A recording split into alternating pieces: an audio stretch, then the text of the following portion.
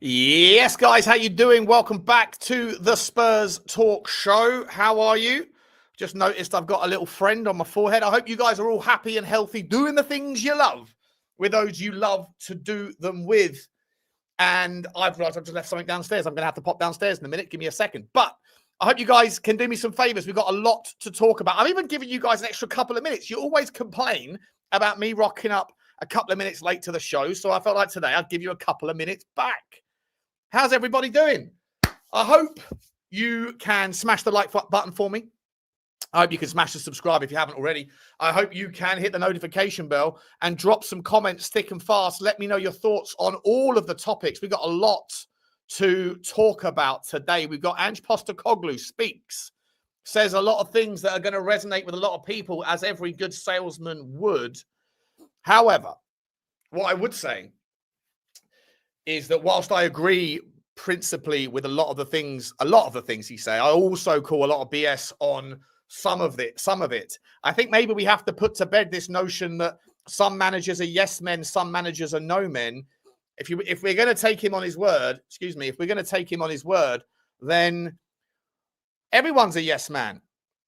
And just like in life, everybody knows in football as well that if you call out your board, your boss, your owner, if you bite the hand that feeds you, bad things happen. And so one of the things that he said, among others, was that, essentially he wasn't happy with the windows, but never said it in real time. And it's only now, because it wasn't in his best interests to say those things during his tenure, it's only now that he's out of his time at Tottenham that he can be really brutally honest. Well, that's the way that some people would like to have, like to believe, right? And that's fine. I guess it depends on your predisposition to, wanting to hear what you want to hear. If you genuinely agree with what he says, then that will do, right? That's enough to say he's spot on. I have always maintained, and this is not an Ange Postecoglou thing, not a Thomas Frank thing. It wasn't a Conte thing. It was nothing else. I've always said this from the very first day that I've ever met you lot. 4 years ago, I think it was. And I always said it in my life. Always challenge the motivations of the messenger. Always. Why is it that people do what they do? Why is it they say what they say? Generally speaking, there is a narrative. There is an agenda. Agenda is a dirty word. I'm not going to use agenda. But generally speaking, people do their things and say the things that they say because of self-interest. And so what I will say from the start here is that whilst I might principally agree with a lot of the things that he said regarding Tottenham don't act like a big six club, I think that's true. It's fair in comparison to the other clubs that are in that big six. That's fine. I think that's definitely par for the course, and I think that's a reasonable take. I would also say, however, that if we now know, if Ange, by his own admission, didn't say things that he wanted to say because it didn't serve his own self-interest, then should we not take that same admission and apply it to the things he is saying now? That perhaps they are motivated by his own self-interest, his own brand preservation, his own reputation management, to make sure that every manager who gets sacked, generally speaking, isn't going to have the best words to say about their boss or their previous club because they don't want to take accountability or responsibility for the results and for the outcomes that fell their way. Doesn't mean that he's wrong, doesn't mean that he's right. It's just an observation and a consideration that I think we should all bake in when deciding whether or not what he is saying is 100% truth, or if it's got a shade of grey baked into the reality that he is in a situation where now he can say things without the fear of being sacked, but ultimately also in a bid to defend his own performance. Thomas Frank will do the same thing, no doubt. Thomas Frank has already started doing the same thing. Before his timely dismissal, was already saying it's a group effort, it's a team effort. I know that the manager is the person that gets all of the brunt of the responsibility, but ultimately it comes down to everyone, the players, the staff, the ownership, everybody. Absolutely fine. Absolutely agree with that. It doesn't mean that you're not responsible for your slice of the pie. And I feel like Ange Postecoglou took no responsibility, no accountability for his performance at all. He also said things, guys, that I have to challenge. He said at the end of the 23-24 season that he wanted a Pedro Neto, he wanted a Mark Gahey, he wanted a Semenyo, he wanted an Mbeumo. First and foremost, I would say, begs the question, and by the way, he was essentially blaming the lack of wages, right? The lack of wage structure as the reason why we can't compete. Well, as I've always said, and I stand by this, that yes, the wage structure has been problematic. It certainly has made certain players off the table from a consideration of a purchase, a consideration of an acquisition. If you know that Erling Haaland's earning 500 grand a week, there's no point in picking up the phone when he was at Dortmund and saying, come to Tottenham, because it was outside of our wheelhouse. There's no point in wasting your time. Just because you raise the wage structure, it doesn't mean that that's the only thing that was holding Tottenham back, which is the argument I think that Ange Postecoglou was making. It's what a lot of people have been making over the years when they criticize the ownership. It used to be that we don't spend money, then we did spend money. Well, it's not that anymore. Now it's the wage structure. I think I've always said to you guys that Tottenham fans have this propensity to look only within Tottenham for the source of the problems that we have, or the source of the disconnect. So there's always things outside of the football club that dictate the success or failure of any football club. And at Tottenham, as has been proven this window, we offered, allegedly, if you believe the reports, we offered Semenyo more money than any other football club that was in for him, and we were the first club that he rejected. We offered him 50 grand a week more than what Manchester City offered him, and he still chose Manchester City. Why? Because of the propensity for them, the frequency, the relative likelihood of them winning trophies, which is a big deal. If you're already earning 200 grand a week or 250 grand a week, whatever it was going to be, does it really make a big difference? Or do you only have one career and do you want to be around success and do you want to be on the big stage all of the time? So I think that those things come into play as well. And when it comes to the other names that he mentioned, Pedro Neto, Mbeumo, Gahey, where did they end up at? Those players all ended up at better clubs, not necessarily, or bigger clubs that aren't necessarily paying more money than what Tottenham could afford to pay, but have a higher frequency of success. And some of those clubs, Pedro Neto went to Chelsea. Did Chelsea build their brand through legitimate means? No. Manchester City, well, we don't know about the 115 charges, but I'd say it's pretty obvious that they didn't necessarily do everything by the book. And Mbeumo went to Manchester United, always been a bigger draw, still has that draw, despite their own relative, in my opinion, not just short-term shortfalls recently. It's become very much medium-term. They haven't been the same. They haven't been the same club at all since Alex Ferguson left. What was that, 13 or 14 years ago? So all of the players that he named in the 23-24 season summer, moving into the 24-25 season, well, they all ended up going to clubs that are bigger than Tottenham anyway, and it wasn't necessarily because of the wage structure limitations. He blames the wage structure. Maybe the wage structure is definitely a part of it. Maybe it certainly was at that particular point in time. But we've raised the wage structure. We still can't compel those players to come to us. As far as his ability to say that he was going after Antoine Semenyo in the 23-24 season, I call bullshit on that. Antoine Semenyo only scored 8 goals in the 23-24 season. He wasn't anything like the star that he was at the end of the 24-25 season. No one was talking about Antoine Semenyo in the same vein as they were. Even last summer, I remember having conversations on this channel when people telling me that they would rather have X, Y, Z, they'd rather have loads of players ahead of Semenyo. It was really the end of last season and then the start of this season where he kicked on and an unbelievable first 10 games where Semenyo suddenly became the hottest property in town. We could have signed Semenyo in the summer of 23-24 into the 24-25 season had Tottenham went after it. He would have cost probably no more than, or maybe a few million more than an Udogie would have cost. So I don't buy that story, personally. They're the major areas where I call bullshit on Ange Postecoglou. The rest of the stuff I think he said, I genuinely agree with. Do I think that the ownership is problematic? 100%. Do I believe that there is a consequence to calling out the relatively unbalanced transfer strategy, sure, 100%. If you call out your owner in any walk of life, or your boss rather, or the CEO, you're probably not going to be long for that job. So that's true. But on that basis, then, every manager is a yes manager.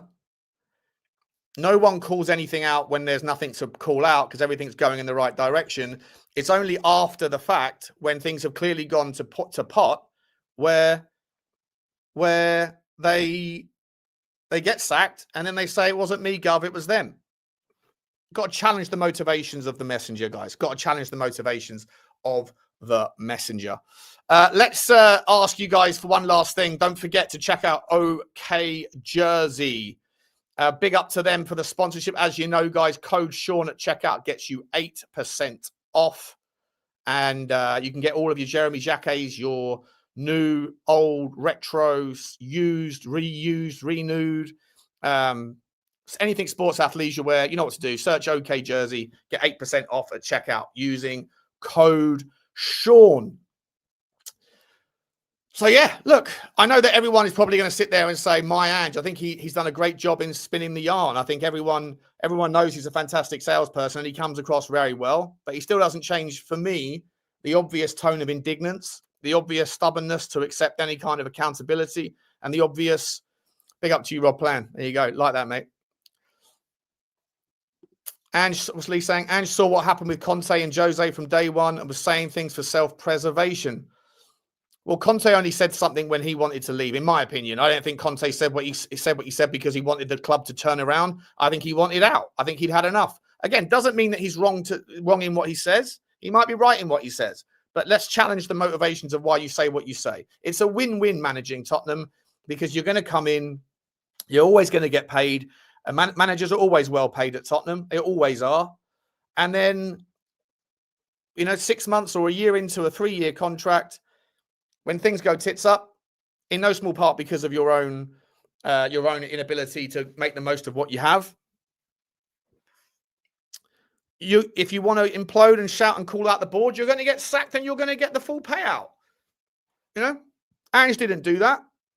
But let's not pretend that they're not yes men then. Thomas Frank might come out and say the same thing. Two things can't be true. You can't be not a yes man and then also get away with saying, well, I didn't say it when I was there, but now I'm out, I'm going to tell you the real truth. Right? You have to pick a side. Either everyone's a yes man, and it's the same in every other managerial spot, by the way. It's the same in every other managerial spot. They all get sacked if they call out their board, right? They all do. The only person that hasn't recently is Oliver Glasner. And that's because Parish isn't going to give him the contract for the last 6 months whilst they're in a relegation battle. So, either way, like I say, I still 100% agree with a lot of what he said. I do think that the club have expectations out of a manager that are unreasonable. Generally, if you think that the club are going to be able to compete on all 4 fronts, then you have to put up a transfer strategy and the money to compete in that regard. You have to. But Tottenham, I don't think Tottenham are ever going to be ever going to sign a £100 million player. Not because the club can't afford to do it or the club refused to do it. I just don't think the club will ever be able to do that because Tottenham are a situation where we generate the revenues of a Goliath, but we don't offer the transfer out the trophy outcomes. So if there's a £100 million player that's available, let's say Adam Wharton. If Tottenham have identified Adam Wharton as their first and biggest priority for the summer, it doesn't mean you're going to get him. Even if you want to pay the guy 300 grand a week, it doesn't mean he's joining Tottenham because Manchester United, Arsenal, City, one of those clubs will be in for him. They'll also be able to afford similar wages. And even if they can't, they'll say 300 grand there, 250 here, but you're going to win. You're going to have a higher propensity of winning those trophies. Just be like, Ange might be right. Tottenham might not have a £100 million player. I think that I said last summer, I was hoping we weren't going to be far away from getting towards that part where we have the money to be able to do it. But I think the reality is that, raising the wage structure isn't enough. It's not enough. Kick saying 70 million, 80 million, Max agree.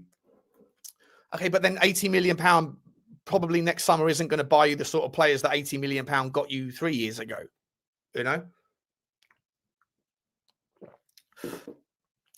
Yeah, same as Morgan Rogers kicks. Same as Morgan Rogers. So listen, yeah, my takeaway on it, I think there's going to be a lot of people in the family. And like I say, I'm always interested to know what everyone's opinion is. Always interested. Don't have to agree with me. I certainly won't be forced into agreeing with any particular narrative. I just personally think that people can say things that resonate and they can put the right words in the right order to justify their own perspective, their own lens. And I think Ange Postecoglou always used to say, you know, when you view things through that lens, when you view things through that context, then when he was talking about the reason why he shouldn't have been sacked, etc., then I'll use the same terminology, right? When you view or listen to what he's hearing through the lens of a jilted ex, do you expect him to say things that say, actually, do you know what? Did anyone expect him to sit there and say, do you know what? I can understand why I was sacked. Finishing 17th was unacceptable for a club like Tottenham. No. He's going to dance over that bit, or he's going to justify it by saying it was a deprioritization. He's going to remind everybody about the Europa League. He's going to say things like, I would have won the Super Cup had I got the chance to. And by the way, I don't necessarily disagree with that either. But he also didn't mention, funnily enough, the fact that the change in pivot in the last 6 months was, according to all reports, only because the players gave up and had enough of his strategy of gung-ho football. They stepped in. And I saw it at the final. I saw Romero calling for a back three and with 15 minutes to go, making those signals, and then Ange waiting for it, giving the thumbs up and then making the change. Saw that in Frankfurt as well. You know, the tail was wagging the dog towards the end of the Ange Postecoglou era. And I think that that's part of the reason why Christian Romero feels like he's above the club now, because he's carried on doing it. And I've got loads of interesting comments here that have come out from from Matt Barlow, Jay Harris, the Daily Mail guys and the Times reporters. We're going to go through them all in just a minute, regarding the fact that the players were fed up with Thomas Frank's situation as well, from pillar to post. I agree with Ange Postecoglou when he said Thomas Frank is a massive departure from him. I hope he meant that respectfully in terms of the style of play. I hope that's all he meant. If he meant it in some way like I'm a much better manager than Thomas Frank, I don't know. Pick your poison. Pick your poison. Ange Postecoglou rocked up to a football club the size of Tottenham Hotspur that's at least appears to be a major football club without any coaches, any performance guy. You know, the football club was like, what's going on here? Maybe that's why Daniel Levy hired him, because he was cheaper in that regard. But every other manager who spoke to Gary about this, every other manager across the Premier League rocks up to wherever they're going, if not with a full coaching team, at least with a performance guy, at least with the rehab guy. Ange didn't. So I feel like Ange Postecoglou is a wing it kind of guy. I've got no problem with it. I've got absolutely no problem with it. He's a sort of fake it till you make it guy who's a brilliant salesman. I said it from day one, fantastic salesman. But you know what? You can't kid a kidder. I've been a salesman before I became sales managers, before I became, after my days in finance when I was a trader and a banker. After that, and I moved into tech, I started out as a salesman and then became a sales manager and a sales trainer. So then I had to train people how to sell. So I can see the stylistic sort of comparisons. To me, he's just a very good salesman. So it's absolutely no shock to me whatsoever. Shit, I forgot to send Johnny the link. Sorry, Johnny. 1 second. Sorry, mate. I forgot to send you the link. By the way, guys, at 1:30 in an hour and 10, we're going to be on Football Link as well, because there's loads about that we've got to talk about. Sean Dyche, right? It's a crazy January. Since January the 1st, Amarim's been sacked. Alonso has been sacked. Dyche has been sacked.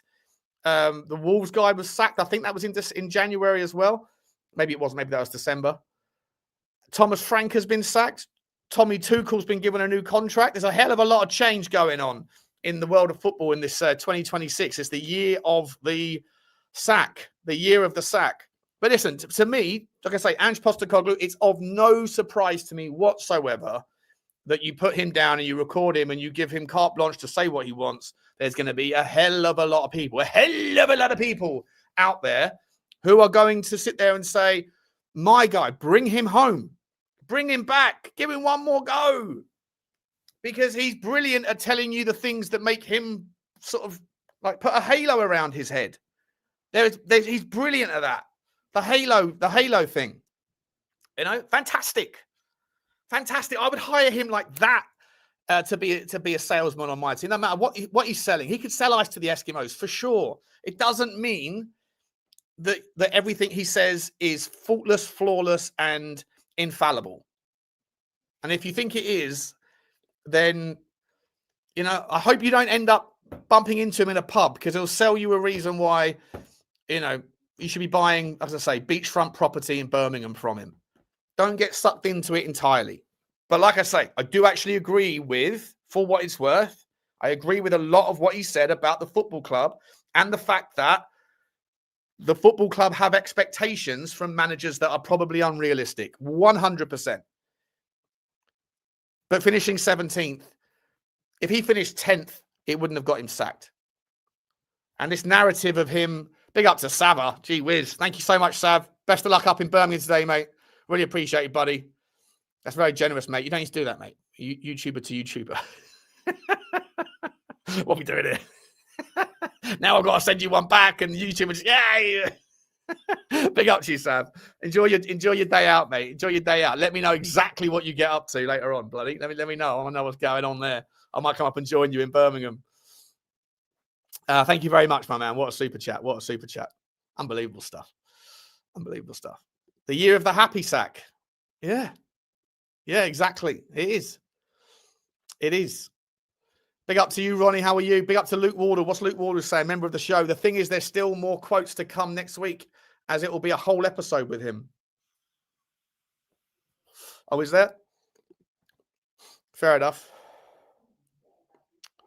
The halo effect. Yeah, Chris Agomba. That's right, my man. That's right. Whatever he said was 100% accurate. Listen to what you're saying there, man. Whatever he said was 100% accurate. At that point, I question, like, are you just an Angeophile, or are you someone that hates the football club's ownership? If you're saying whatever he said is 100% accurate, then you're not even challenging the narrative. You're just sitting there going, yep, he's my manager and I hate those owners. Or one or the other, or both. It's not what we do here, my man. It's not what we do here. It doesn't mean I disagree. It doesn't mean I disagree with some of the things he said. Like I say, I think he's right about the expectation setting. I think he's right to say the expectation is to compete on all four fronts. Finishing 17th is not acceptable. Thomas Frank fell on his sword, didn't fall on his sword. Thomas Frank got the chop as well. And he'll probably come out and say after the fact, you know, the transfer window wasn't good enough. Cool. He's right. He's right. But you know what? Never listen to a manager. If we're always going to take the word of someone after they've been sacked, they're a jilted ex. They are a jilted ex. If I went and spoke to any of your ex-wives, ex-girlfriends, or ex-boyfriends, or ex-whatever, are they going to talk to you in a nice way? Are they going to sell the relationship the way that you see it? Or are they going to speak about you in a way that comes from their perspective? That's all I'm saying. Because everyone's got their own reputation. Everyone is self-motivated by self-interest. Everyone's motivated by self-interest. And you have to pick the bones out of it. You have to pick the bones out of it. I don't believe he was looking at Semenyo. I don't believe that if we were, that we couldn't have got him. Right? Semenyo scored 8 goals in the 23-24 season. It was the next season, last season, that he scored 20 GA. And like I say, even then, Tottenham were looking at him in the summer. And I remember saying to you guys in the summer, I said, he's the guy you get because he can smash the ball he can hit the ball straight. He hits with such ferocity, but he finds the corner. Those words verbatim came out of my mouth. I said, most people that try to find the corner have to place it. And placing it is easier for defenders to mark against because they can show you onto your weaker side or show you onto your stronger side, expecting it, but then get in front of it. Block shots come from placed efforts. Putting your foot through it and finding the corner takes less time. It doesn't require the sideways step. I said, Semenyo is an unbelievable talent. And so many of you said, nah, I'd rather get Mbeumo. I'd rather get, I forget who it was. It wasn't Savio. I forget who we were talking about at the time, early in the summer. I forget who it was we were talking about. But the guy, like, it was, for me, it was like, no, Semenyo's the one we need to go after. And everyone said no.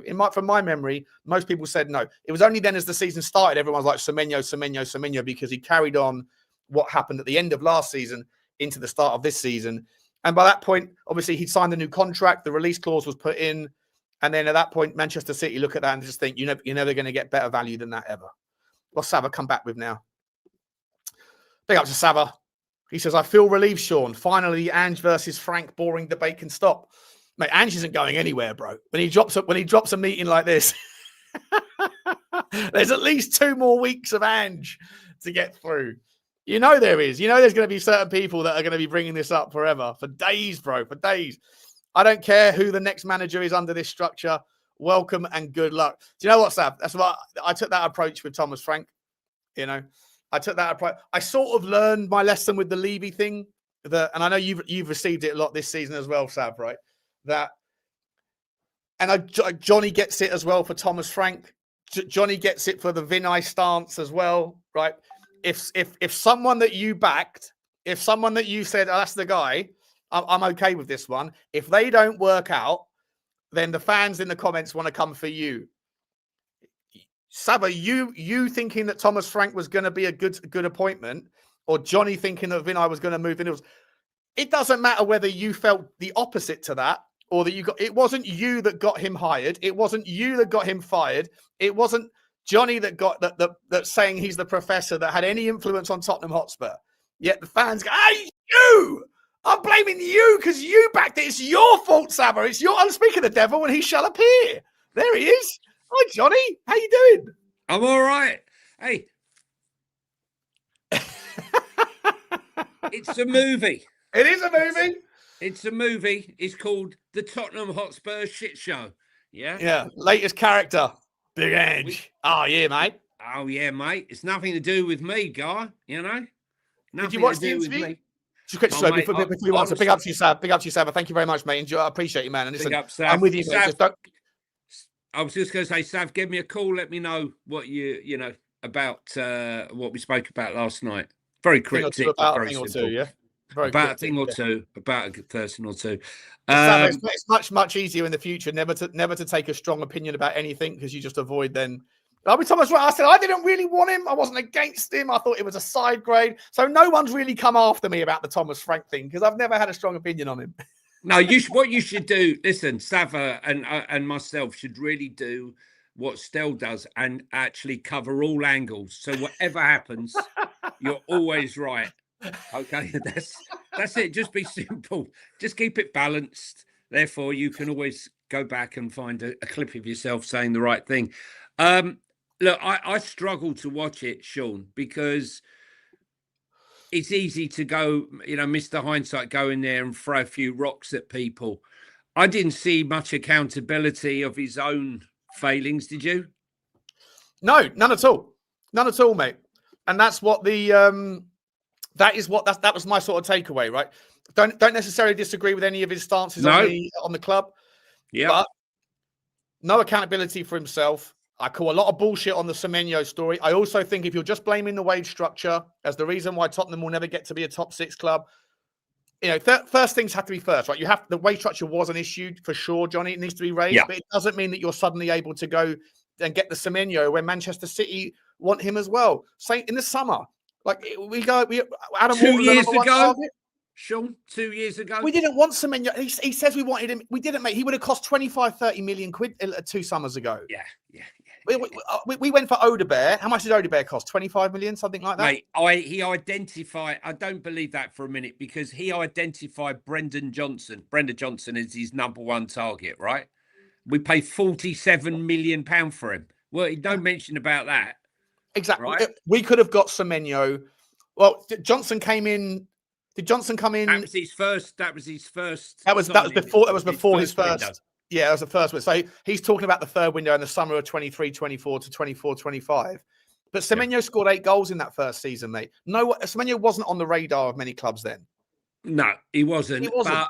And Mark Gahey, give me a break, right? Mark Gahey was. Listen, Ange Postecoglou might have thought he was a massive draw, right? But when it comes to the big guns, your Slots, your Artetas and your Pep Guardiolas and the like, Mr. Hindsight for me, Sean. Really, really annoying. I found it really annoying. But like I say though, I think a lot of things were correct. Well, 100%, 100%, right? Just like I say, if you are a yes man, which is what he's saying, which is essentially what he's saying that every manager at Tottenham is, and by the way, that extends to every other club and every other walk of life, right? Even if you're a Starbucks fucking coffee server and you turn around and call your manager a fucking prick for not letting him have overtime or whatever, or not letting him have a day off when he wants it. See ya. See you later, right? It's life. It's life, Don't bite the hand that feeds you. Respect the hierarchy. Otherwise, disappointing outcomes will fall your way. Buy your own club. Have your own club. If you want to be the boss, you're the boss of the team, but you're not the boss. Remember who you are. There's a hierarchy, and you're not at the top. You're the top of the football, but you're not top of the tree as far as ownership.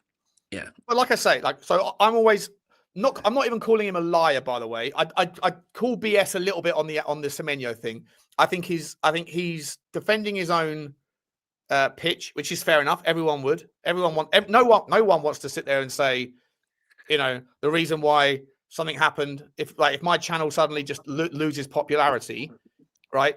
If I just suddenly sink with as a sinking ship, I'm probably not going to sit there and imagine that I'll do my best to find another reason to blame other than myself, right? It's the algorithm or whatever else, But in reality, you have to kind of take a little bit of accountability for whatever comes your way. Bad luck can be a part of it. Yes, you can be in bad circumstances and the environment might not be fortuitous.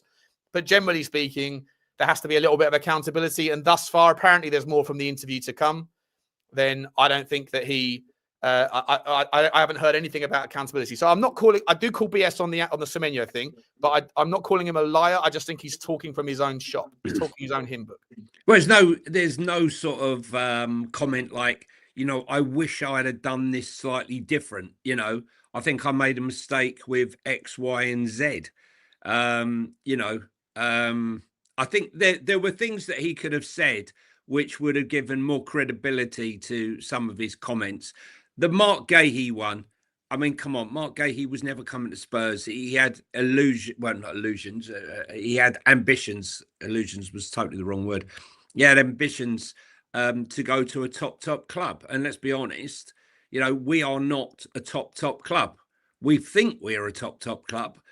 But listen, I think it was a lot of, throwing the ball under the bus. This to dare to do around the stadium, but no to dare to do in the transfer market. Did he actually cast aspersions on Daniel or as a club as a whole? No, he actually was quite complimentary about Daniel, but he did say that's the other thing, right? He said I didn't really have a strong relationship with Daniel. Didn't really spend too much time with him. Wasn't a fan. He said, but he goes, I don't believe anyone. He goes, the last person who ever got close to Daniel was Pochettino. Everyone else since then has been kept at arm's length. He thinks that's the way that Daniel Levy likes to operate or prefers to operate these days. He was asked, though, I think Gary Neville asked a good question. He said, when Ange said, the expectation is to compete on all fronts. And it's difficult to do that when you don't have that sort of talent or the talent to do so. But he did also, but Gary Neville pushed back and said, when you came into the football club, did you have conversations regarding the transfer policy, the transfer strategy? Did you have those sorts of, did you know there were going to be limitations around the wage structure that might hold you back? And he said, no, not really. I'm like, well, then. Well, that's your fault, mate. You got this. Yeah. But he said, but it's not so much what was said in private. It's more than what's said in public. Like we have to be competing on all four fronts. Oh, so therefore you just assume, even though the zeitgeist, the commentary around Tottenham has always been that way before you got here. So you're shocked that for me, if you're going to get offered a job, it's as much like the interviews are two-way processes, right? It's not just them asking you questions. You should be asking them questions. Otherwise, you come across like you're desperate for the job. I mean, You know so what I when he's going, no, mate, we're not interested in third, mate. We're going for the title. We're going for the title. So that was all bullshit as well, because you never believed it. You never believed it. And when you go for an interview, what interview, Sean, have you ever gone to where they say, well, for any job, is there any questions you'd like to ask? Yeah. What's the of course there are. What's the wages? What's the hours? What are the perks? Right? Yeah. What are my if you're a KPIs? manager- What are my KPIs, and what are you going to do to support me in getting them? Number one question. Number one question: how much money will Before I have to spend? you ask how much you're getting paid, that's the last consideration. Yeah. What is it you expect from me?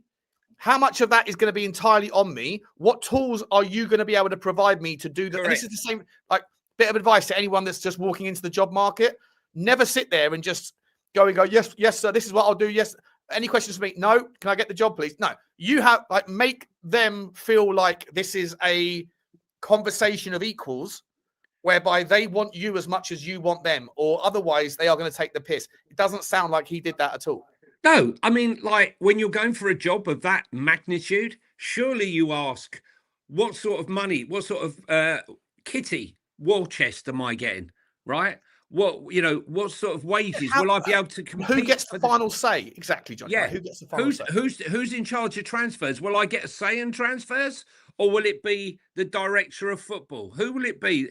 There were a myriad of questions that you would ask before you ever took the job, Sean.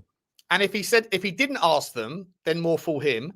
If he did ask them, then he's lying about it now, because Gary Neville's asked him, or not lying, maybe he's conveniently forgetting us. Lying is a dirty word, because that sort of demonstrates intent to deceive. I'm not saying that, but if you did ask them, but then you're suggesting that there wasn't that deeper conversation about it, then are you doing that because if you said, oh, we did have conversations about it, then the follow-up question will be, then why were you surprised?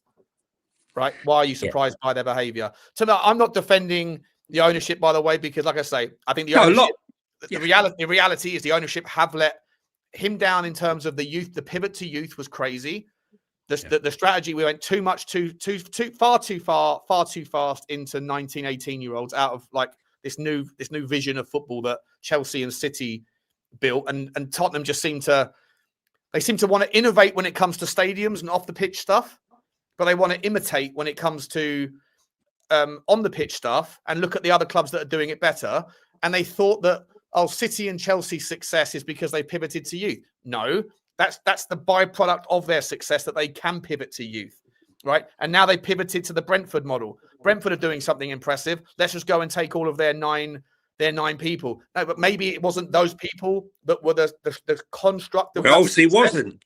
Andrews. No, maybe it's they were the beneficiaries of it because of Matthew Benham's unbelievable model of how to run a business. And listen, there was a lot of things I didn't like how he put them. I wanted top players, mate, and I got 3 kids. I got Solanke, a nice kid. Oh, he goes, I wanted Solanke. Really wanted Solanke. Yeah, but I got the 3 kids. Yeah. Meanwhile, mate, you were on the phone twerking for Archie Gray and for the likes and Berghvall. So you told us when they arrived. Yeah. And then he's had to sort of double check. I'm not saying, I'm sure they'll go on to be, great players. But look, I totally get why he said what he had to say about the board. And I think most fans would agree with what he said. Right. I mean, obviously, he's not going to say those things when he's in situ. He's only going to say them when they're gone. And they're right. Why are the likes of Mourinho, Conte, and a whole myriad of other top managers all failed at the club? This is going to be our 6th manager in 7 years. There's something fundamentally broken, right? The last 3 years have been an ever decreasing cycle of sinking into the mire. We all thought last year couldn't be replicated, and it looks like it's going to be. I just think it's sort of a cheap shot. Great timing, but I think that Overlap knew, get him in now Frank's under pressure.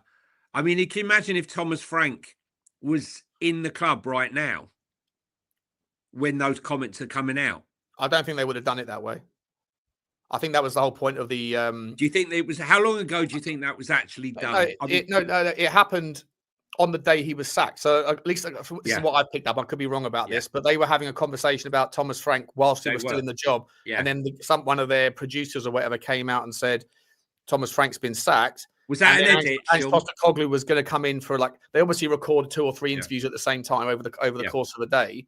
And Ange Postecoglou was arriving for a separate interview that was going to get put out later. And then, well, should we just bring him in now and have a conversation now then? So it was a quick pivot on their part. Obviously, there's a second part of the interview to come. So I reserve the right to sit back and say, you know what? If in the second part of the interview, he acknowledges loads of his own foot down, his own kind of the parts where he screwed up, then I reserve the right to apologize and say, fair enough, at least you're owning some of it. But from what I've seen thus far, zero accountability, only pushing up his own roses, giving himself the flowers and saying everything about the football club is not how I said it was at the time, which, again, like I say, the last thing I'll say, John, before I hand over to you is if you are sitting there saying, you see, if you're turning it into some sort of spin whereby he wasn't allowed to be honest, but wanted to be, then the only reason that he kept his mouth shut because of self-preservation, then can't you make that same assumption about his motivations to speak after the fact, that it's self-preservation of his own reputation? And so if he kept his mouth shut then because it was good for Ange, maybe he's saying things now that are also good for Ange. If he's capable of doing things in self-preservation, then two things, they can both be true at the same time, right? Yeah, I mean, look, you and I had so many conversations about his double talk and how, he used to fudge his way through the interviews, always pushing away difficult questions and making it look like the person who was asking it was the idiot. But how fortunate for all these stars to fall in line, because not only has Thomas Frank got the sack, but Sean Dyche then goes to get the sack. And then he can turn around and say, yeah, well, look what's happened at Forest, mate. Yeah, but except Nottingham Forest were 8th when Ange took over. Yeah. He dragged them down to 16th. Yeah. Gets sacked. Dyche comes in and hasn't turned it around. But listen, maybe the same problems exist, but for different reasons. Maybe with not. But it's the get out, right? Listen, when he goes to his next interview, look, I was manager. I was successful. I went to Spurs. It's a shit show. Hear me on overlap. Everyone knows it, right? Then I go to that bozo Marinakis, right? He seduced me. He seduced me in Greece, right? Awarded me the Greek Medal of Honor, right? And he takes me over there, and the guy's a numpty, So yeah, look, we'll be talking about this, and obviously more importantly the other stuff, because I think the Dyche one is also very enlightening. But there's a different type of ownership at Nottingham Forest, right? He's overbearing, but he's very ambitious. So I don't think Nottingham Forest fans can complain about the lack of ambition within their owners' discourse. We've got 6 managers in 7 years. He's had 3 managers. He's already had 3 managers this season. In 6 months. In this season, yeah. They're gonna have. It's never been done before. 4 managers in one season. It's never been done. We're breaking records, mate. Breaking records in. We are breaking records in. At the end of the day, we always win. I don't know. Are you winning? Are you winning on that one, Marinakis? We'll talk about that one on Football Week. Listen, let me tell you one thing. Spurs fans, be happy. We avoided a massive bullet with Morgan Gibbs-White, I believe. I really do. Yeah. I mean, we were going to pay record sums of money for that. I haven't seen anything this season which suggested that. And even when we were linked and I thought we were going to buy him, I was slightly questioning his final ball. Listen, one thing I've learned this season, mate, is as much as I can have an opinion, or you can have an opinion on a player that plays for someone else, if you really want a better opinion, go and speak to the fans of the club, of the player that he's leaving. I think Nottingham Forest fans that I spoke to, including Wolfie especially, but a few others, I spoke to a few of them on the Forest Fan TV. They all were of the same opinion about Gibbs-White. Tottenham fans wanted Gibbs White because we only see the highlight reels, you see the flicks, the tricks, the aggression, but you don't see the amount of wasted opportunity. And West Ham fans were bang on about Kudus. Oh yeah, 10 good games and then he'll fall off. Yeah. Right, selfish and all that stuff. So in the future, I feel like if there's strong links to a player from Leipzig, we have to go and reach out to a Leipzig fan and see what they say about the player before we get on board. Well, and they were quite right about him as well. You know, look, Xavi Simons. Look, I've had, you know, I criticised him a lot, and I believe rightly so. I remember that Leeds game where he gave the ball away, Leeds away. He was so one-footed, but it was his strength in the channel. You could just lean on him; he would go over. But in fairness to him, and whilst it's not perfect and he's a long way to go at 22, he's worked on his lower body strength, his legs. You can see his legs is bigger. His legs are bigger. His shoulders are bigger. So he's worked out. You know, you can play that. Yeah, Xavi Simons for me was I knew he would. To me, it's obviously settling in period. But I think if we stay up, I hope we do. If we do, and if this summer we have a better manager coming in that can motivate some more aggressive football, balanced football, not gung-ho, but and also build some better players around and obviously get some injury. The injury problem for me, I'm not going to bore everyone again with it. Like just one word answer, it's a massive problem. 2 word answer, massive problem, huge. No matter who you are, you could bring in Adam Wharton and you expose them to Tottenham right now. You know he's going to go down with an Achilles or a fucking ACL. It's like, and then you're back where you are, aren't you? So either Tottenham need to like lobby the Premier League to change the squad size rule to get it up to 30 or something like that, so that you've got a bit more wiggle room, or they need to get an exorcist in something. I don't know. I don't know what it is. I as much as I love Gary to pieces, love him. He's brilliantly insightful. I still can't believe that the disproportionate amount of injuries that Tottenham have had over the last 3 years is simply a continuity of culture. I think there has to be something that's fundamentally different about Tottenham than exists at every other football club. And I dread to think it's that stadium, the artificial pitch underneath the stadium, but that is the obvious elephant in the room, Johnny. Well, listen, I do believe that, you know, that the medical team should be totally and utterly independent from the manager. I think that the medical and sports science should be dictated by the medical and sports science department, not the manager. We saw that at Chelsea, you know, when Maresca was pissed off that one of the medical staff was sat on the bench and telling him when he should take off Cole Palmer. The fans didn't know that. So when Maresca took off Cole Palmer, the fans were going mad, singing, "You don't know what you're doing," right? And he's thinking, well, hang on a minute, why am I taking the shit? And so he ignored them the next time. Then he got a letter from Todd Bowley and the rest of the two saying, if you don't obey instructions, there's going to be a problem. All right. So there is a balance between the two things. But I think if you have total independence, with the fact that you're changing managers every 18 months, if you're lucky, and someone keeps bringing in a new medical staff. Yeah, but Johnny, that's the same at every other club, though. Yeah, but some clubs, you know, like every other club that changes them. If what Gary's saying is correct, is that every manager brings their own performance prehab. I'm talking about sports science. I hear you. But if the variable that we uncovered in the first interview or first conversation was that, you know, these managers come in and they have their own guy, and some of them do like, you know, free weights as their method, and some people do the wire thing, and some people do something else, whatever. And we say, oh, that's a variable, right? Like every 6 months or every 18 months, you change your manager, therefore you change that guy's opinion on how it is that muscles should be conditioned. That's a variable that initially, to me, and I think we agreed on it. Yeah, it's like there's the variable, right? Like that's obviously something that might need to change.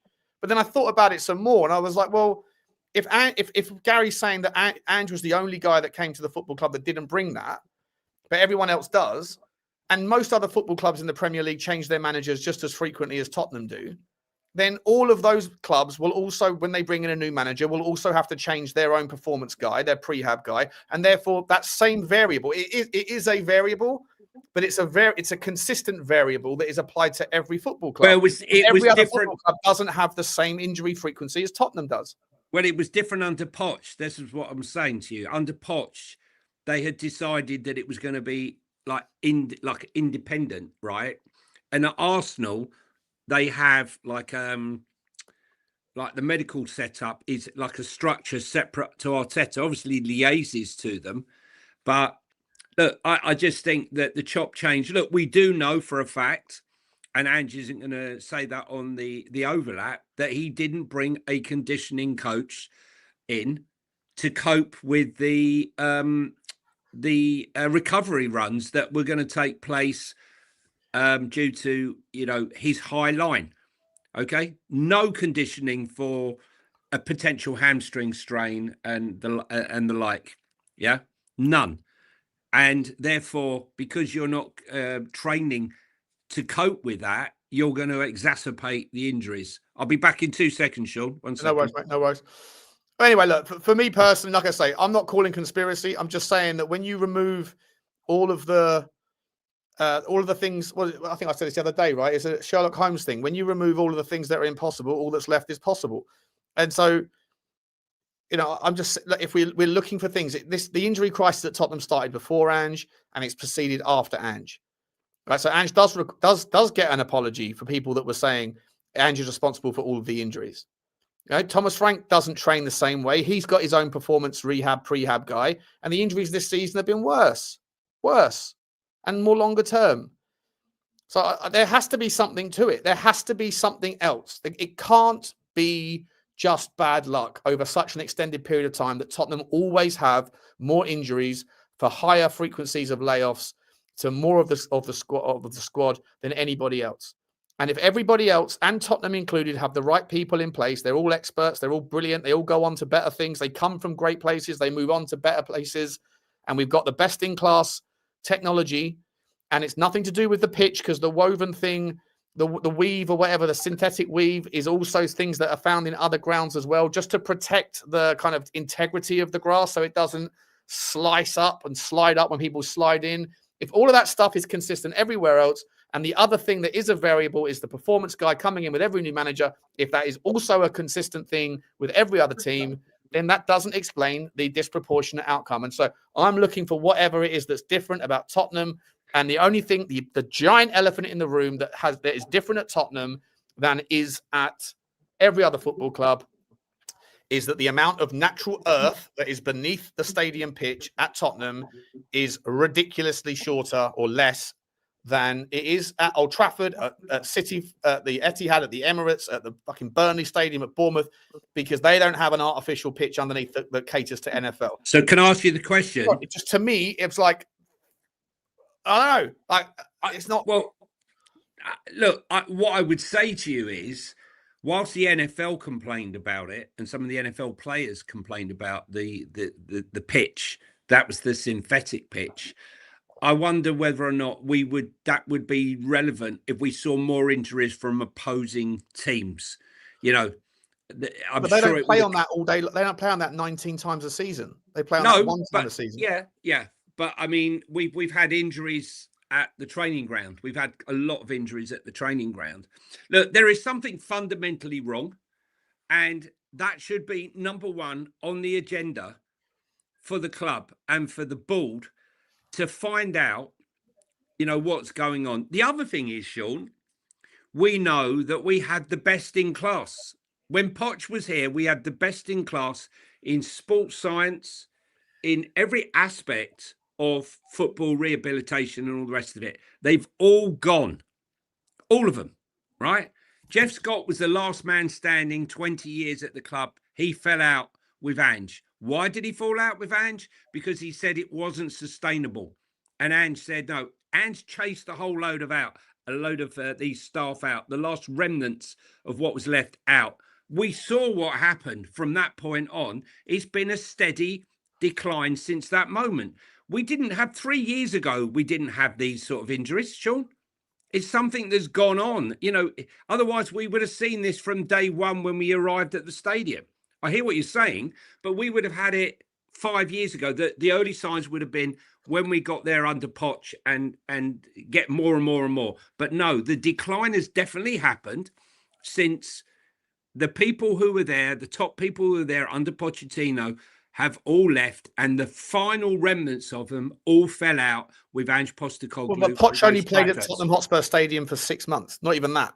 He was. No, but When did Poch get fired? Was it December? Yeah, no, I'm saying though the injury pile, right, has exacerbated since Ange's first season. No, it happened under Conte. Not to this extent. Not to this extent. Do you know in the last 2 seasons, 3 years in the last 2 seasons, we have never had fewer than 6 first-team players out injured at any particular point in time. Yeah, it's ridiculous. And the average across the Premier League is 8 across. Is 8? No, sorry, we've had between 6 and 13 players out injured. Right? I put it on the. Let me find it. But the average for everyone else is like 1 to 2 over the course of the season. Well, right? That is it's a ridiculous disproportionate. No, 100%, Sean. And Frank has had the worst of it. He's had 8, on average, 8 players out. I'm just saying though, if we're saying that Poch was the last person that after that it all started to regress massively. Well, Poch only got to play in the stadium for 3 months. Yeah, no. What I'm saying to you is that a lot of the staff was still there when Poch left. I'm saying to you that a lot of the staff exacerbated when Ange came in, when they were questioning the tactics, the recovery runs, and saying it's not sustainable for injury front to be playing 3 competitions and be doing these recovery runs game after game after game, and the training. It's only going to lead to serious injury issues. But we weren't doing that under Thomas Frank. Oh, we're doing fucking no sprints in. No, I'm just saying, but all those staff have gone. Is my point. And you're bringing it back to staff, and I'm saying the other elephant in the room still remains that if Pochettino's departure was the last time that we had a relatively good injury period, the other thing that I believe is probably part of the story that the club are not willing to acknowledge is the fact that ever since then, every manager since has had to work on that stadium. Yeah, no, listen, I'm not saying that. I'm just saying to you, the numbers that are exacerbated since Ange came in. All the top medical guys who have gone on to England, Manchester United, right, and other clubs. Under Conte, mate, right? In my opinion. Right, well, yeah, look, I know it. I know what happened because I was told about, what happened with Jeff Scott and that before I even spoke to Gary, because Jeff Scott reached out to me at that time because I was on. Gary has said that the personnel's never been the problem. No, he said we've lost a lot of key personnel. And he also said that the personnel at Tottenham isn't. I said to him, "Is it the person?" He said, "No. The people that leave Tottenham go on to great things. The people that come to Tottenham come to great places as well." No, but the main guys have all left, Sean, right? And Ange Postecoglou, whether anyone wants to hear it or not, all left because of him, right? Basically, he didn't want to hear about the shit. He ignored what people were saying. He was told, look what happened to Romero and Micky van de Ven. He was told not to play them. They weren't ready. He put them in the game. They both broke down. Mate, I know it for a fact. I know that the players, Richalison, Romero, and a couple of others reached out and got their own fitness guys in because they didn't trust what was going on at the club. I'm just speaking from a factual point of view. I'm sure there's part of that that's true. Yeah. I'm just saying that we spoke to Gary, who's closer to that story than anyone else. Yeah. And he wasn't saying that there's any issue with the current people that have been employed. He did say he might have said that Jeff Scott was phenomenal, but he also said that the people that have come in since and that have left have gone on to bigger and better things in American sports, and the people that have come in since have come from bigger and better sporting facilities than Tottenham itself. So I said to him, "So you're saying it's not the personnel?" He went, "Absolutely not." I said, "Okay, so is it the technology?" He went, "Absolutely not. We went through this." And he's closer to the source than obviously Jeff Scott is Jeff Scott, right? So and he obviously spoke very highly about Jeff Scott as well, Johnny. But I'm just saying, if Gary's suggesting to us that, and it's just his opinion, obviously, and I've got no idea, but if he's suggesting that the people that we've employed and the technology that we've got at the training ground is best in class, it doesn't explain the horrendous injury fitness problems. What I do know is training wasn't compulsory. Gym work wasn't compulsory under Ange, right? There was no conditioning coach under Ange, right? People left. Multiple top people left under Ange. When Frank came in, they had to fill those voids of all those positions, which is why so many have come in. And some have only just started. So to get that, plus the fact of all the preparation that was coming for Hotspur Way, for the rehabilitation centre and recovery centre, which was like was like a mothball. We're not arguing, by the way, Matt. We're not arguing. No. We're just having a passionate discourse. Yeah, no, listen, look. That's what we do. That's what we do. It's about opinions, right? And this is why, look, Sean and I have never been echo chambers, right? It's good to have healthy debate. Yeah, Johnny always gets a hard time from the certain sycophants on Spurs 5 that Johnny just echoes what Sean says, and Sean always defends Johnny. Not the case. When it's just the two of us, we spend most of our time bickering. But look, the thing is, right? I think all elements are true, but what I know to be true is there was a void, and Ange caused a lot of the issues, and what we've got now is just another extension of that. But yes, the pitch could well be the issue. You know, it's I'm on not saying plates. it is. I'm not saying it is. I'm just it saying could be though. If you're saying that Ange Postecoglou didn't put in the forced training, the forced gym work, if that's the case, yeah, 100%, that's a problem, right? If Correct. the fact that Romero pissed off to Argentina to get his injury resolved, 100%, that's an indictment against the football club's medical team, 100%, right? The fact that Pedro Porro and a lot of these players all have their own strength and conditioning people outside of the football club, I'm surprised that they don't. Considering it's, I'm surprised that the football club don't employ like one strength and conditioning coach per 3 players, right? So that every other day they go around to the houses of the people, whatever, right? Look after your assets, look after the pennies, the pounds take care of themselves, sort of thing. Correct. 100%. But if all of that stuff started under Ange, well, nothing has changed under Thomas Frank. In fact, it's got worse. And Thomas Frank does have performance people, doesn't make those people do the hamstring strains and the massive sprints. So I'm just saying that if the injury crisis disappeared under Thomas Frank, 100%, you could sit there and say, well, Ange came in and forced things that shouldn't have happened. And it was the tail wagging the dog in terms of who should be listening to who when it comes to injury return dates. I agree with all of that. Yeah. The reality is that the injury crisis has worsened under Tottenham, under a guy who brings in his own people, who seems to be a little bit more pragmatic, isn't the sort of person that's going to sit there and say, fuck off to the medical team. He's going to be cognizant and listen to expertise because he's a reasonable guy. Magnolia, but reasonable. But it hasn't. It's got worse. Well, he did say, right, if you remember, he was quite shocked at the state of stuff when he arrived. And what he was referring to was the medical recovery, rehabilitation, and sports science department had been ripped to shreds. And obviously, when Daniel Levy had gone, Daniel hadn't readdressed that. He'd been marched out the club. And the other guys who aren't football people, right? Scott Munn's gone. Everyone's gone. And the first thing that Vinay had to do with Lang and with Thomas Frank, they said, was to address the medical situation, which is, but nothing has been fixed.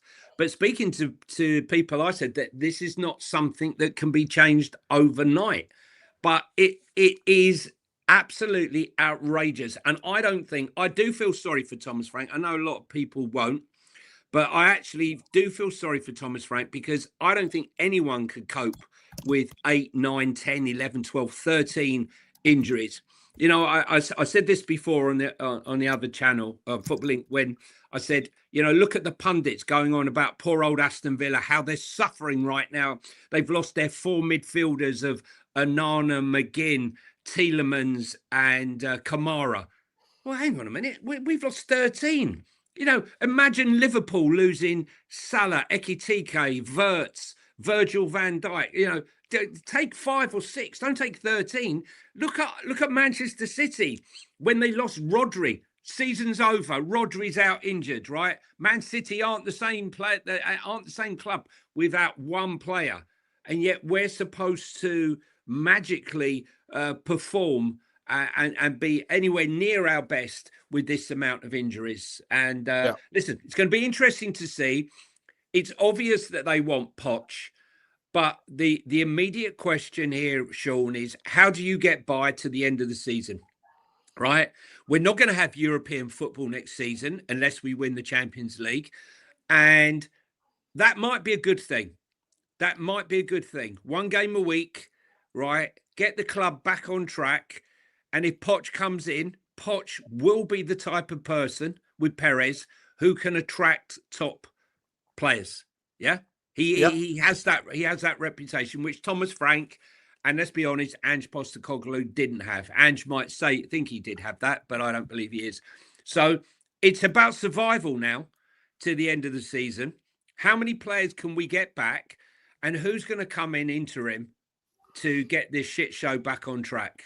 Well, there's actually so because we've got half an hour left before we get in. Let me just press pause for 1 second, Johnny, because I'm going to talk about the manager's move now. Yeah. There's so many quotes out about Thomas Frank and his like private conversations regarding problems at the football club. So you know what's coming. There's going to be like that, those private conversation leaks and are going to become the next overlap interview, right? With regards to the quality of the squad. Before we do, it's got a couple of super chats, guys. By the way, we are going to be moving over to Football Inc. to continue the conversation at 1:30 and talk about Forest and everything else and what's going on there, plus the weekend's football thus far, or midweek football thus far. Don't forget to smash the like button for me. Don't forget to smash the subscribe. I'll be redirecting everybody over. So if you haven't subscribed to Football Inc., then please do. The stream elements, if you're watching on the chat, the stream elements will pop up in a minute. At some point in the next 3 or 4 minutes, there'll be a Football Inc. link there. Please do hit it, hit the tab, open up another tab, smash the sub, but you'll get redirected anyway, so we'll continue the conversation. Until then, let's do some super chats. Jushin's back in. Big up to you, Jushin. How you doing, my man? I hope that's not your name, Jushin, with a 5 instead of an S. He says, all that interview demonstrated to me was confirmation of my opinion that he's football's greatest snake oil salesman. The fans have eaten every bit. Spot on. Absolutely spot on. I mean, bang on the money. Bang on the money. I'm glad someone's awake to it. I'm not going to call him snake oil. I'm just going to call him he's a great salesman. He's a salesman. Right, whether it's snake oil or otherwise, he's definitely a salesman. Mate, hang on. I bought some snake oil while I was in Miami. It's beautiful, mate. How's it working? Yeah, he's nice. It's working for me. I'm youthful. You got a nice colour now. Yeah, a nice colour. Slippery little git. Listen, thank you for that, Jushin. He's definitely a salesman. And listen, yeah, the fan base have fallen for it. I can see this. Obviously, it's midnight in Australia, but I can see in the chat the amount of Australians that are in to defend their guy. Totally fine. Totally get it. Like I say, I never fell out of love with his football, but the results speak for themselves. It's a results-based business, but I still think that he is someone that always tells you the things that defend himself. I'll be very curious to see if he takes any accountability in the second half of that interview, because thus far, it was all about the problems that he had to face, not the problems that he created. And that, to me, is what clever people do with the wordsmith stuff. So big up to you, Jushin. Thank you very much, my man. Matt Cox. Oh, this was from before. Sean apologized to Sava for me. I think Sava's already accepted your apology, my man. Big up to you, Matt. Hope you're okay. I'll have to go back and watch that show. Apparently, I spoke to Sava this morning. Apparently, it was fire. Even Lubo came in. Apparently, doing that's unusual. I mean, a little side swipe from Johnny there. Apparently, Lubo came in doing his Hulk smash thing and told Sava that he wanted to move on from talking about the players. Can we talk about something else? And apparently Sava went, what, like Daniel Levy for a fucking change? So apparently it was quite spicy. I didn't see it. I have to go back and watch it. Big up to John Turney for the super sticker, my man in Japan. How are you, buddy? Thank you very much. Choo-choo to you, Johnny boy. Choo-choo to you. Love to know what you sound like. You've got an English name, or at least an Anglo-Saxon name. What are you doing in Japan? It's a cool place to be, mate. I'd love to go to Japan. I can't wait. Yeah. I'm going to Japan 28th of March, Japan and South Korea. Another holiday for Johnny boy. Don't mind, does he? Retirement is good for Johnny. 17 holidays a summer a year. Big up to China Rocks. Big up to you, my man. Where are you from? I think that's rupees. Big up to you. He says, Johnny in the mud with the Frank fairy tale he sold. This is what I'm talking about. Yeah. Okay? 100%.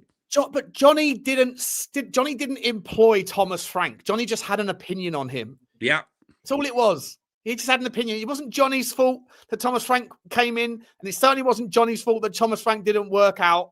I think we have to get away from this narrative. Well, I don't care. Do what you want. With me, it's water for ducks back. I get mudded for. Listen, just to address it.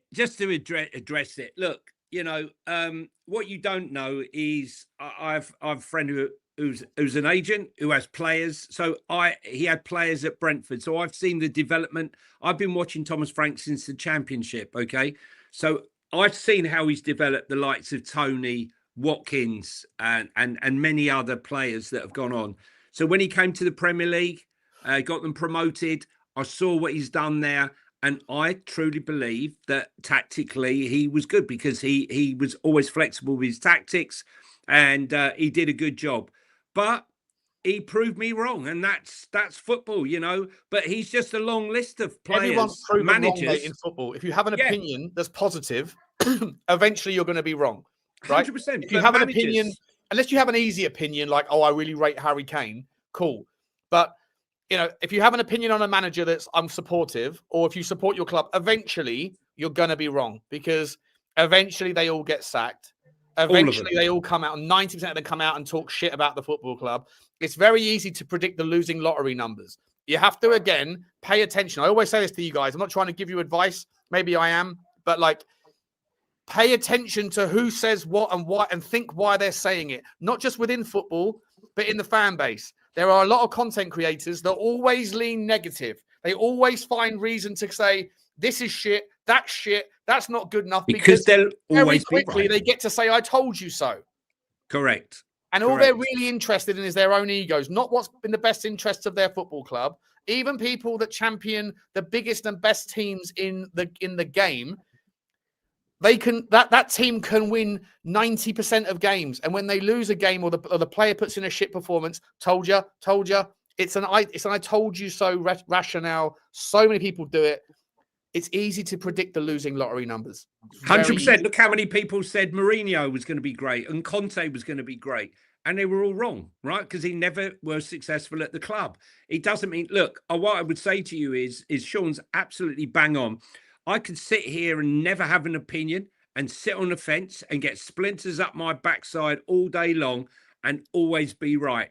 But sometimes, you stick your head above the parapet and you get it wrong. And, I also, let me tell you while you're on about things I got wrong, I'll also tell you that I've watched Kolo Muani since he was at Frankfurt, right? He was unbelievable at Frankfurt, had a really good time at PSG, but he was motivated.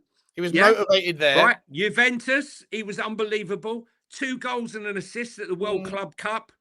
He wasn't unbelievable at Juve, but he was brilliant. He had a good season, mate. He was brilliant on the come up. He gets his move to PSG, and then it's all a little bit comfortable from then on, Yeah.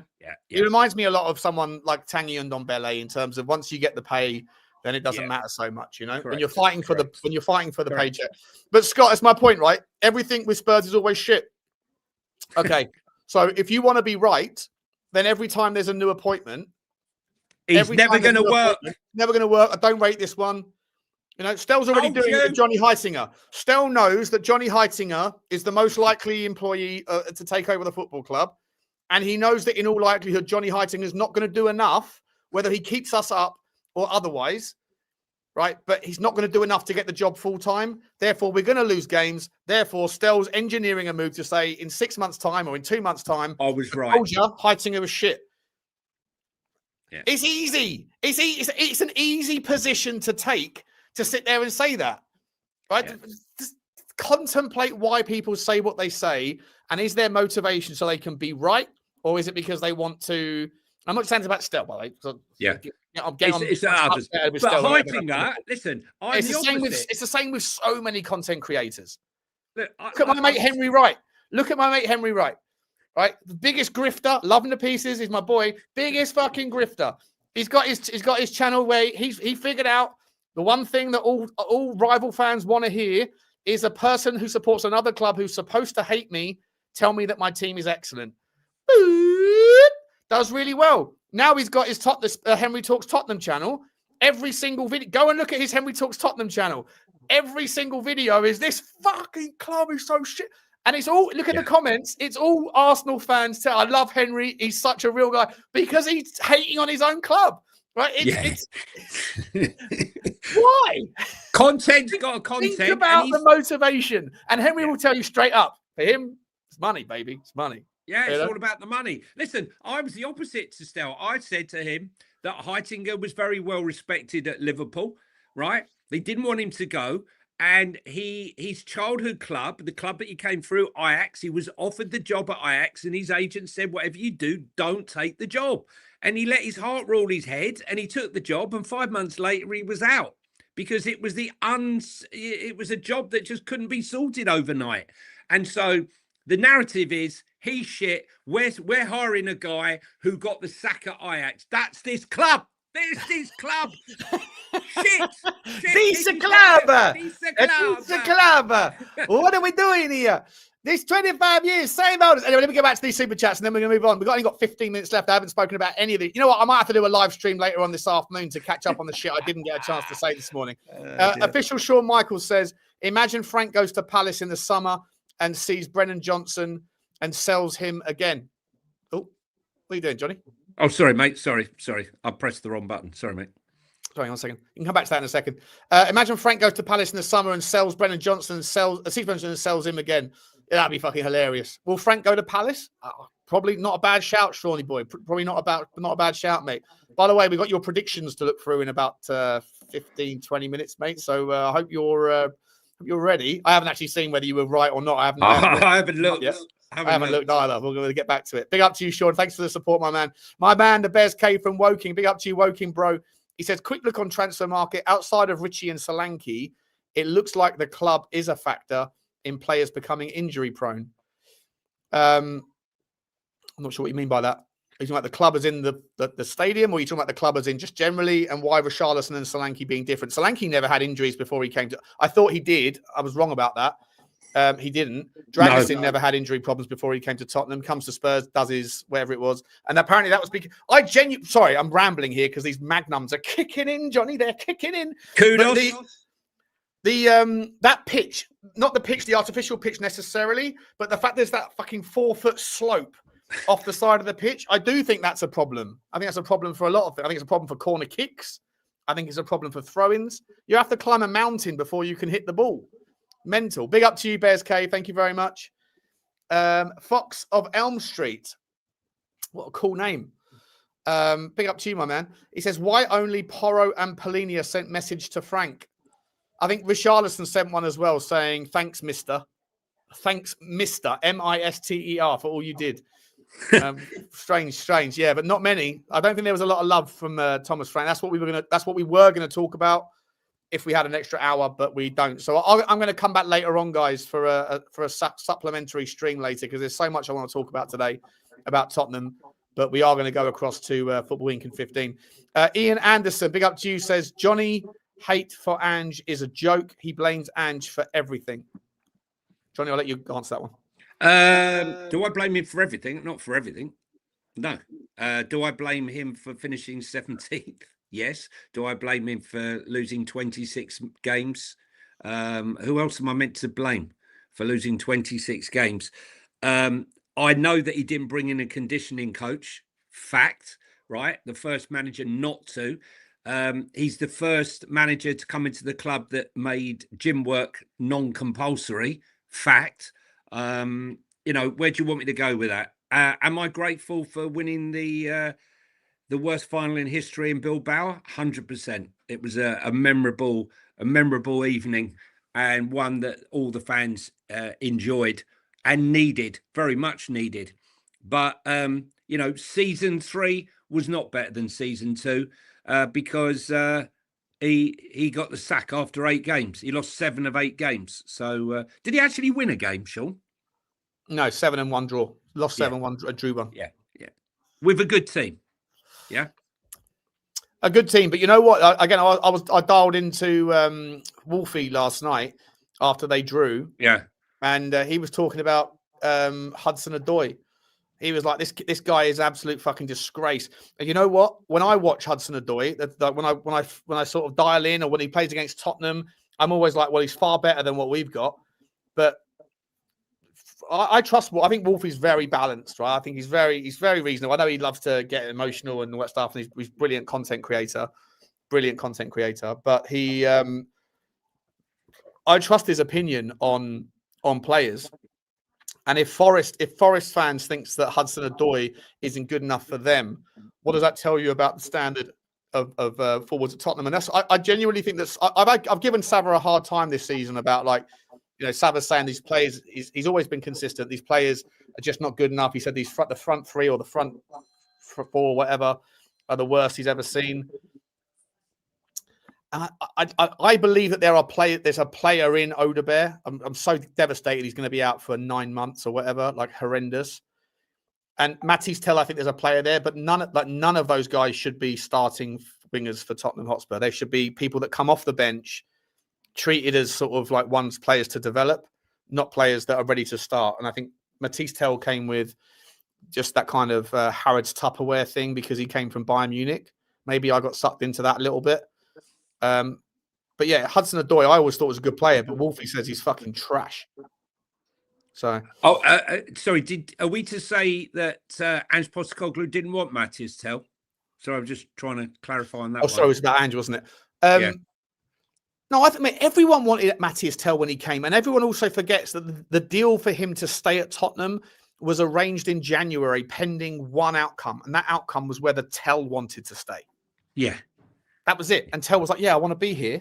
But Ange wanted him, 100%. Well, Ange would have, but everyone wanted him, mate. I remember the narrative on January the 29th when we were going to get him and then suddenly they turned us down and he was going to go to Manchester. It wasn't just Tottenham fans that all wanted him. Man United fans wanted him. I remember Mark Goldbridge going mental that United didn't sign him and that Tottenham did. I remember AFTV, Robbie Lyle saying, Mathys Tel, wow, that's a fucking player for the future for Tottenham.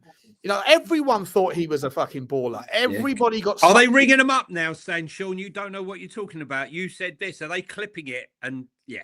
Well, no, everybody in the fan base is saying, Sean, you like Tel, he's fucking shit. I remember how you felt in January. I can't be bothered to keep like bringing up. I can't be bothered to, but like, let's not pretend like you weren't furious at the prospect of him not joining Tottenham. And when he finally joined Tottenham, and it was. Oh, it's an option with an obligation pending Tel's decision to be there. I then remember the pivot back to, he's just using us for a bigger move. Yeah, there was nobody that was anti Mathys Tel in January. I got to admit, I saw it as they sold us down the river because they tried to sign Mawani on a permanent, but he chose to go to Juventus instead. And look, we couldn't get him, but we've got Tel instead, and this is a better deal. And it probably will turn out to be a better deal, but I thought it was sold out.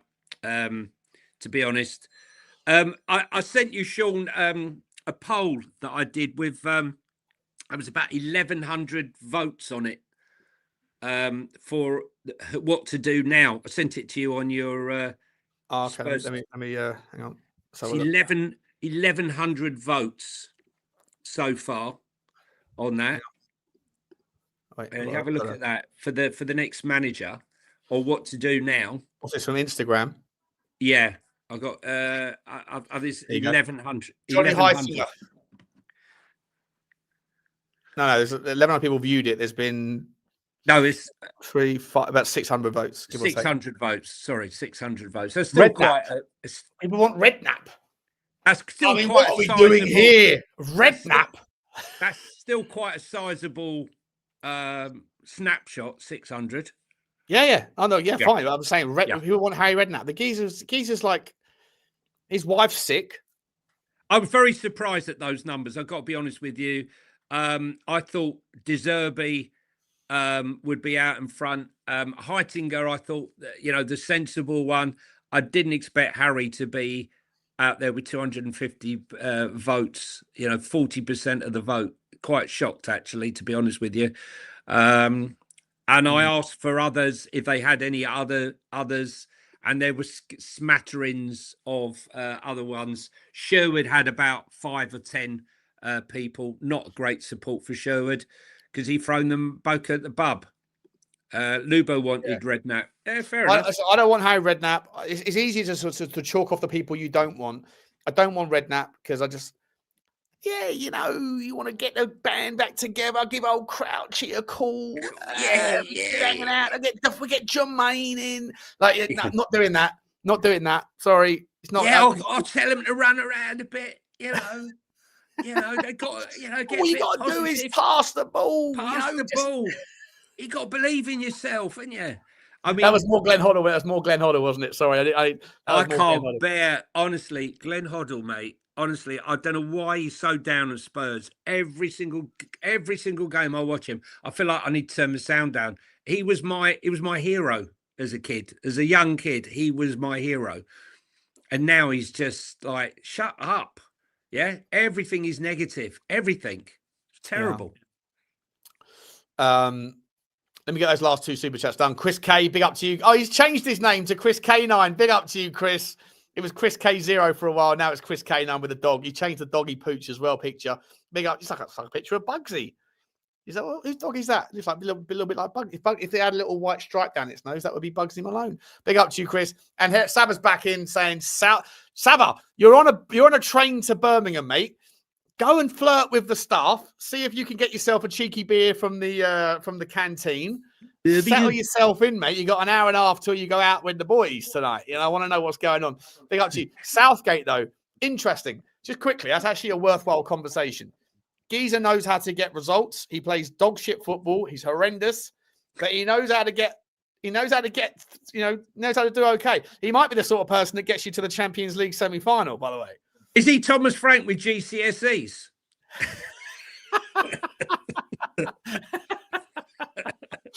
Listen, I mean, I don't know. For me, not as a permanent, but as an interim, would he keep us up? Do you think about Tim Sherwood? Tim Sherwood on Sky Sports said, "Listen, I could get the job done." Actually, I can't do his accent. I'm not going to do it. But he did say he thinks he can do the. He thinks he can. Yeah, do he the hasn't job. had a job, mate. Like, get back in your lane. Get back on Sky Sports commentating, because you haven't had a job for a long, long time, right? You think you're just going to waltz in and know what's what? Nah, no, not for me. Not for me. He hasn't had enough experience. He worked back of house with Chris Ramsey. When him and Chris Ramsey were there, they were producing the likes of Harry Kane and Winks and, some other kids. But, it's more investment has gone in to our academy since those days. But we still haven't produced enough players. We're producing nowhere near enough players from our academy into our first team. Nowhere near. Yeah. Listen, guys, we got 4 minutes until the show on Football Inc. As I say, I've got like 400 different quotes to bring up regarding Thomas Frank's situation. So I'm going to be back on here probably at, I've got to go out quickly after the Football Inc. show. So I'm going to be back on here maybe about 4 or 5 o'clock. Obviously, we've got the Spurs 5 tonight. So probably the right time to finish. Saba doesn't care. But yeah, that's Ange Postecoglou for me. I know it's going to be a big course of debate this evening. I know Stel's going to spin this into somehow he was right about Ange Postecoglou being right about everything. I don't know. It's going to be interesting. It'll be fascinating. But listen, we're all going to be there to challenge the narrative, and then we'll see what's going on. Sorry about Rabbit Hole last night, Tom. I couldn't make it happen. I had to drop out. We'll do it again tomorrow night on Friday. 400 different accents to practice. 100%. I've got there's lots of different accents. I'm gonna have to get myself on the accent train. Listen, we'll leave it there, guys. And in 3 minutes, we're going to be over on Football Wing. And I'll say a massive thank you to everyone that joined. Johnny, thanks for joining. We'll continue to stay over there, and then we're going to talk about other things that are going on in the world of football, which there are many. Nottingham Forest are in a mess as well. And of course, we've got the predicciones to look through that have happened. And Jim Ratcliffe. Jim Ratcliffe. Oh, yeah. Jim Ratcliffe's comments. We're going to get cancelled for saying whatever we feel about that one for sure, Johnny, aren't we? It's a movie. Yeah. Appreciate you all, guys. Stay where you are. Oh, actually, I haven't put the redirect in. Shit. Hang on. That's a point. Hang on. Don't go. Don't go anywhere. Don't go anywhere. Don't move. Don't move. Here we go. Let me put this in. Stay where you are, guys. We are going over to... don't forget to hit the like button, by the way. The like game stinks with you lot recently. I don't ask anymore. And then when I don't ask, you don't deliver. So smash the like if you at least appreciate the content, whether you agree with me or Johnny or otherwise. But yeah, that was the Ange Postecoglou digest. We're going over to Football Inc. to talk about everything else. I'll be back here about 3 or 4 o'clock maybe to do a deep dive into all of the hundreds of commentaries that are coming out about Thomas Frank, of which there are many. And I'll see you later on. Cheers, Johnny. We'll see you over there in literally See you in a minute. Guys. Bye. Cheers, mate. Bye.